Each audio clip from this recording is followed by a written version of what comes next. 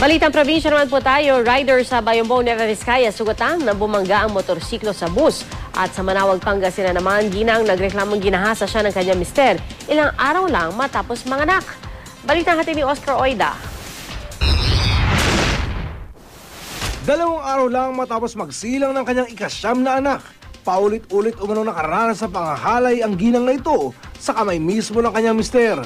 Pinaaresto ng babaeng taga Manawag, Pangasinan ang kanyang mister sa kasong panggagahasa.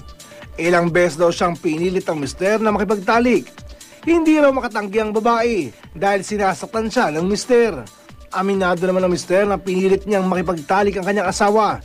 Labag ito sa Anti-Rape Law of 1997 pero pwede pa rin mapawalang bisa ang kaso kung patatawarin ng misis ang asawang nanggahasa. Sa San Guillermo, Isabela, patay ang isang miyembro ng CAFGU ng 77th Infantry Battalion matapos umunong pagbabarilin ng kapwa CAFGU member.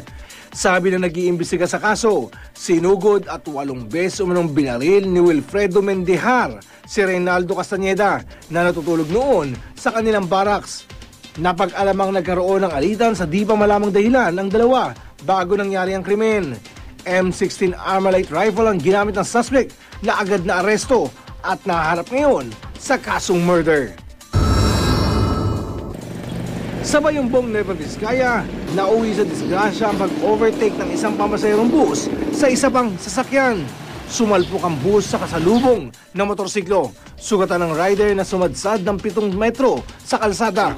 Depensa ng bus driver, biglang pumagitna sa kalsada ang motorsiklo kaya di niya naiwasan. Sugatan naman ang isang habal-habal driver sa Kidabawan, North Cotabato matapos saksakin ng mga di pa nakikilalang lalaking tumangay sa kanyang motorsiklo. Nagpanggap daw na pasahero ang mga suspect. Pagdating sa isang madilim na kalsada, sa kanila isinagawa ang pagnanakaw.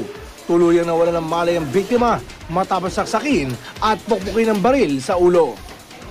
Oscar Oida, GMA News.